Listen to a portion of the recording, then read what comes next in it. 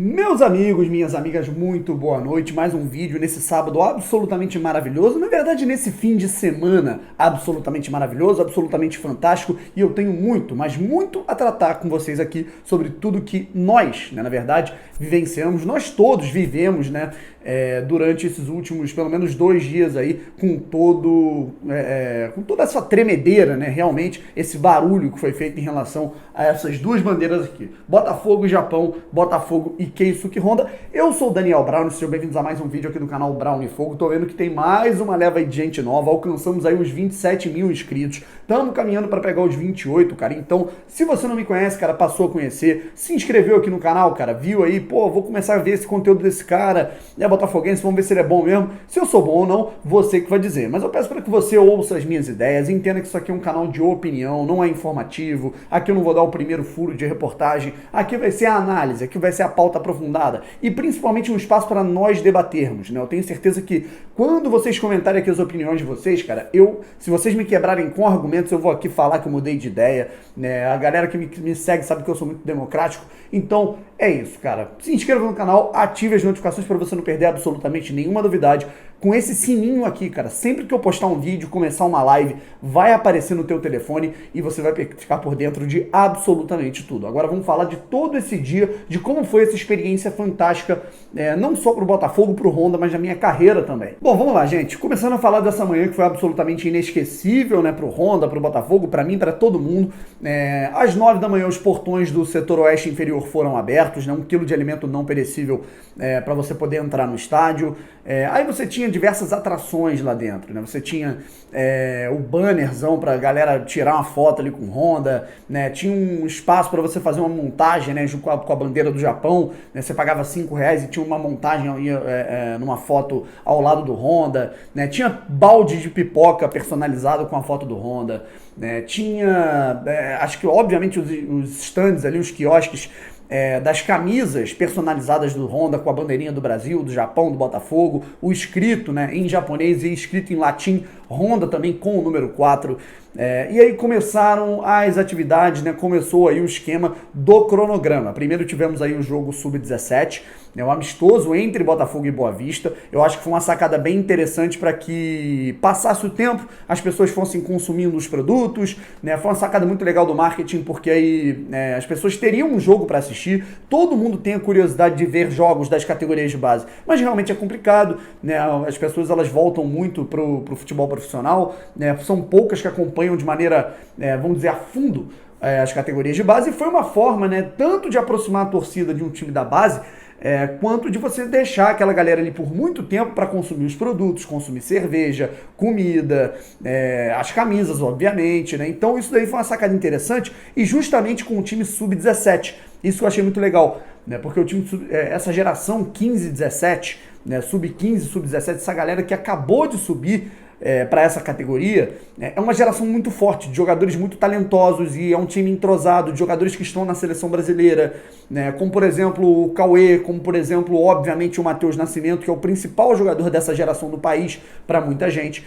Então, foi uma sacada inteligentíssima. O Botafogo, os meninos ali dando show, jogando muito bem, animando a torcida consumindo os produtos, o tempo passando e a galera inflamando e chegando no estádio Newton Santos. Mais um elogio à situação de marketing e comunicação do Botafogo, Uma sacada genial você colocar pessoas conhecidas para fazerem a transmissão ali da Botafogo TV e variar um pouco, A minha amarro na Fernanda Maia, Mas eu achei, ela particularmente participou, Eu vi ela fazendo algumas participações ali na coletiva, tudo mais, estava mais de repórter.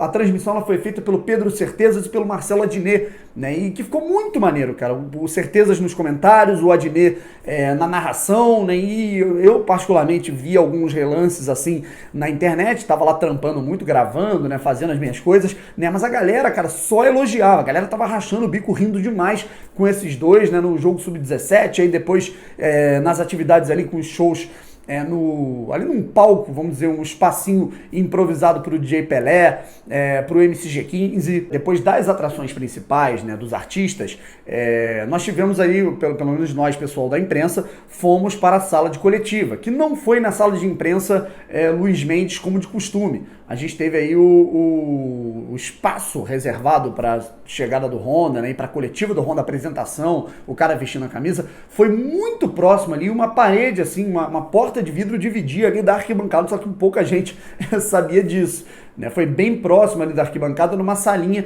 que tinha ao lado como se fosse um corredor para fora do estádio, né? Porque ficava um espaço mais amplo para filmagem, para os fotógrafos e também para os jornalistas presentes para fazerem perguntas. Particularmente eu vi um Honda um pouco tímido, um pouco travado, claro, o cara tá chegando do outro lado do planeta, é uma cultura totalmente diferente, né? São pessoas completamente diferentes, o cara tá um pouco travado, mas dava para perceber que ele estava bem animado, né? Que ele tá bem feliz, tá bem contente com esse novo desafio na carreira dele. É a primeira vez que o cara vai estar jogando por um clube da América do Sul, já havia atuado na América do Norte, né? Foi técnico de seleção do Oriente Médio, da Ásia, obviamente atuou na Ásia, um japonês, né? Na Europa, já atuou em todos os cantos do mundo, no leste europeu, foi ídolo do CSKA por muito tempo.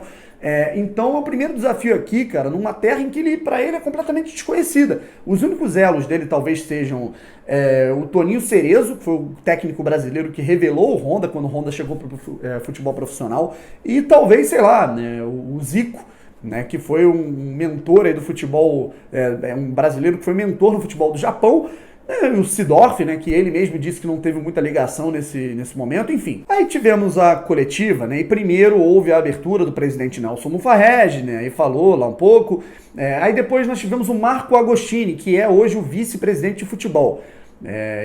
Tudo bem que ele é o vice, mas isso é só na teoria. Na prática, a gente tem 4 caras que comandam ali o comitê de futebol: o Ricardo Rotenberg, o Agostini, o Renha e o Montenegro. O Montenegro, vamos dizer que é o mor dessa situação aí. O Agostini é um cara um pouco discreto, ele geralmente não aparece muito, ele é um cara que ele pegou a parte, como é que eu posso dizer, o principal elo entre os bastidores do vestiário e a diretoria, junto com o Valdir Espinosa, é do Agostini. Por isso que ele aparece muito pouco. O pessoal sempre pergunta, quem é esse cara? Ele é irmão do Rotenberg? Não, cara, o cara é realmente um diretor do Botafogo. Mas hoje ele foi muito contundente, ele foi breve, curto, da maneira que ele sempre é. É um cara muito bacana até de conversar, mas o Agostini, ele foi muito sucinto naquilo que ele falou. E eu, particularmente, cara, posso estar dizendo uma besteira aqui, pode ser conversa para boi dormir, mas particularmente eu gostei muito do discurso dele. Está nascendo a partir de hoje um novo Botafogo. Ele falou isso e falou que o Honda fazia parte, a partir de hoje, um novo Botafogo estava surgindo, se transformando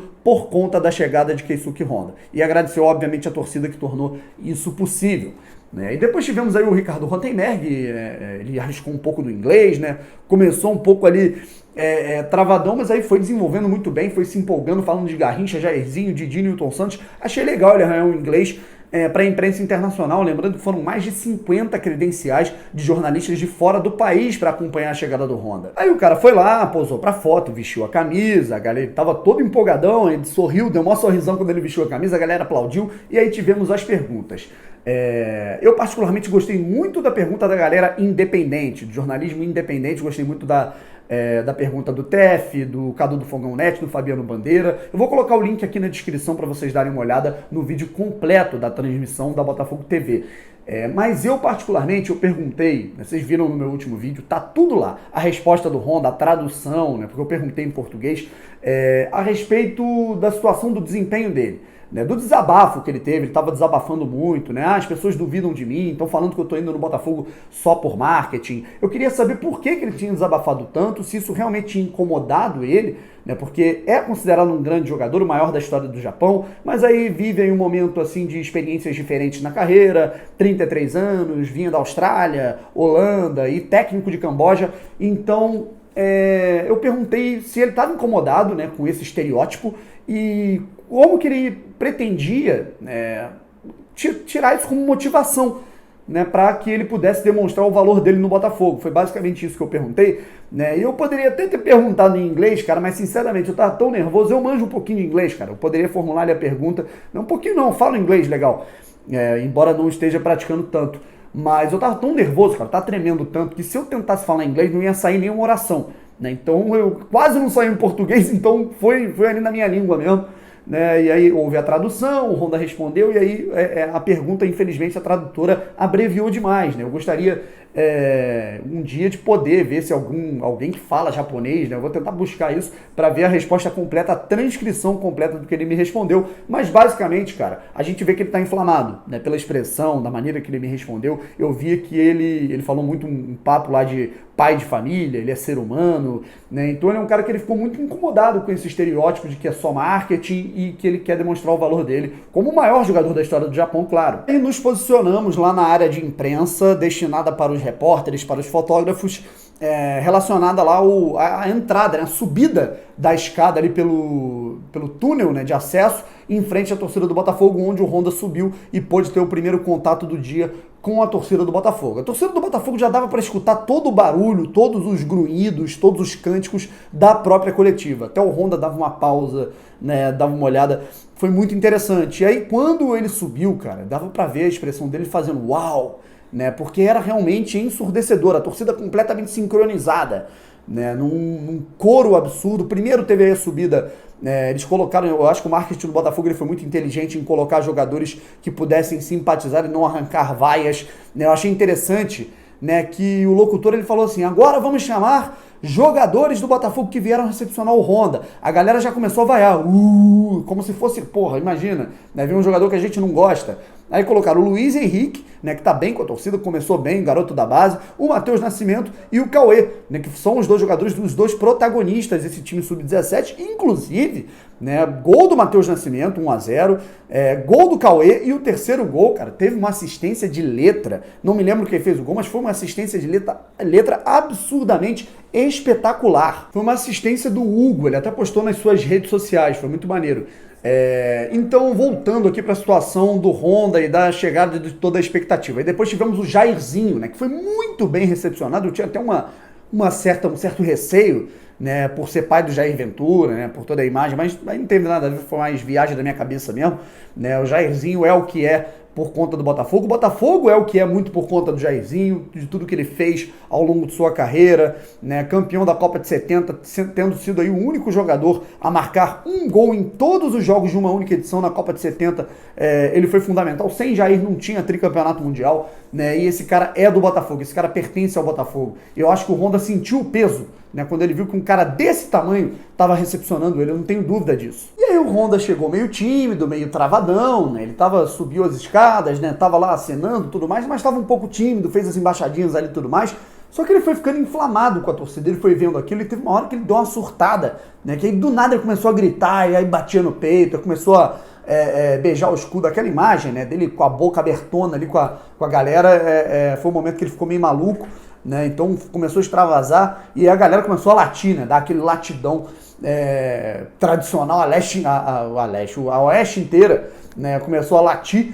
Então aí o clima ficou um pouco mais animado, jogou bola pra galera, interagiu e tudo mais, e aí depois ele desceu. E o mais curioso de tudo, que a gente esperava que ia ser aí como é que eu posso dizer, um momento de descanso, depois de um dia completamente conturbado, o cara se preparou, teve coletiva, né, o cara vem de uma viagem de 28 horas, né, mais de um dia viajando dentro de avião, né, e aí o que o cara pede para fazer, ao invés de ir para casa, ir pro hotel, descansar, pensar na mudança, pensar na família, o cara pediu para treinar. A gente viu a informação do Thiago Franklin lá no Twitter que a partir ali mais ou menos nas 2h30, né, 2h45, quando estava terminando ali o evento, ele pediu para treinar. Não sei se foi no campo anexo do Newton Santos, não sei se foi ali na parte interna, né, que tem uma parte da pista olímpica de aquecimento nos fundos, né, vamos dizer, na parte de baixo ali do Newton Santos, mas o cara pediu para treinar. O cara pediu realmente ele está realmente pensando numa estreia, ele está realmente pensando em se adaptar o mais rápido possível. É a cultura japonesa, cara. O cara está realmente vivendo aquilo ali. Não é marketing, não é publicidade, o tchauzinho não é para passar pano em nada, a empolgação não é da boca para fora. O que esse cara realmente está sentindo é de verdade, dá para sentir porque é no olho que a gente sente. Quando esse cara realmente demonstra que ele está completamente empolgado com essa experiência. Então eu acho que a reflexão que a gente pode fazer, que a gente pode tomar em relação a isso tudo, a torcida do Botafogo ela inflamou a diretoria a voltar atrás e renegociar com o Honda, mesmo com a chegada do Gabriel Cortez.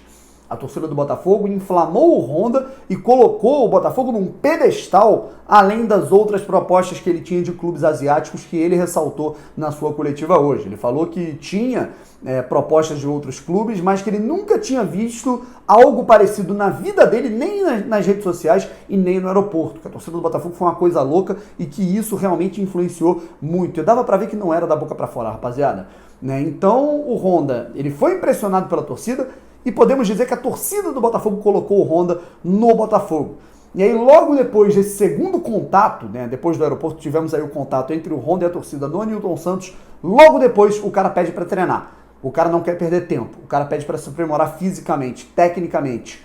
Eu não duvido nada que amanhã ele já queira saber questões táticas com o time, com o Alberto Valentim. Não tenho dúvida que ele vai parar um pouquinho, nem que seja um pouquinho, para ver esse jogo Botafogo e Fluminense, que ele já deixou claro que talvez ele não vá no Maracanã por questões aí de mudança, questões aí de contrato para resolver, em relação à casa, tudo mais, a mudança, mas eu tenho certeza que esse cara tá vidrado no Botafogo. E qual é a reflexão que eu tô fazendo? A torcida do Botafogo inflamou a diretoria a negociar com o cara, inflamou o Honda a olhar para o Botafogo de maneira diferente, inflamou o Honda a fechar com o Botafogo e agora vamos ver se realmente a torcida do Botafogo vai inflamar esse cara a jogar futebol. Porque uma coisa é o cara se empolgar e realmente ele colocar isso em prática, e toda essa empolgação está se revertendo em esforço. E a gente já vê isso com o primeiro treinamento do cara depois de 28 horas de voo no dia seguinte, cara. Já que falamos no clássico vovô, seguinte, vou ser bem sincero, eu tava gravando já desde as 6, 7 horas da noite, esse vídeo aqui, só tô finalizando aqui por volta das 8, 8 e 5, depois que os resultados, que importavam para o Botafogo nesse início de última rodada de Taça Guanabara, terminaram. E o que a gente sabe é que agora o clássico entre Botafogo e Fluminense, que acontecerá amanhã no Maracanã, vai ser por mera formalidade, cumprimento de tabela. O Fluminense garante o primeiro lugar com esses resultados das rodadas aí, da rodada, de hoje, e o Botafogo está eliminado. O Botafogo não tem mais chance nenhuma de se classificar. Acontece que o Boa Vista venceu o Volta Redonda pelo placar de 2-1 em Saquarema e o Flamengo venceu o Madureira pelo placar de 2-0 no Maracanã. Os dois vencendo, não ia ter chance absolutamente nenhuma para o Botafogo se classificar. Portanto, o time de Alberto Valentim perde a vaga nas semifinais da Taça Guanabara. Fluminense já classificado, Boa Vista já classificado e o Flamengo também. Portanto, as semifinais da Taça Guanabara ficaram da seguinte maneira: o primeiro colocado do grupo A, Boa Vista, enfrentando o segundo do grupo B, Volta Redonda. Primeiro colocado do grupo B, Fluminense, enfrentando o segundo colocado do grupo A, Flamengo. Portanto, vai ser um jogo teste, um jogo para cumprir tabela, com cara de amistoso, Obviamente que o público vai ser pequeno, o Fluminense já garantiu a liderança, o Botafogo já é eliminado por ter priorizado aí a pré-temporada, mandou aí os primeiros 2 jogos aí da Taça Guanabara com um time alternativo, mas vale lembrar que o Flamengo também colocou o time sub-20, mas conseguiu a classificação, tem um elenco muito mais poderoso. E o Botafogo aí, mesmo vencendo com o time principal as 3 partidas no Carioca que jogou, não conseguiu a classificação. Então é o seguinte, pessoal, volto com mais informações sobre esse pré-jogo, sobre todo esse acontecimento, todas as informações desse jogo, desse clássico vovô que acontecerá no Maracanã por mera formalidade e, obviamente, mais informações, mais opiniões, mais análises a respeito de Honda e tudo que cerca o Botafogo nesse momento. Vamos ficando por aqui, até a próxima, se inscreva aqui no canal, ative as notificações e é isso. Valeu!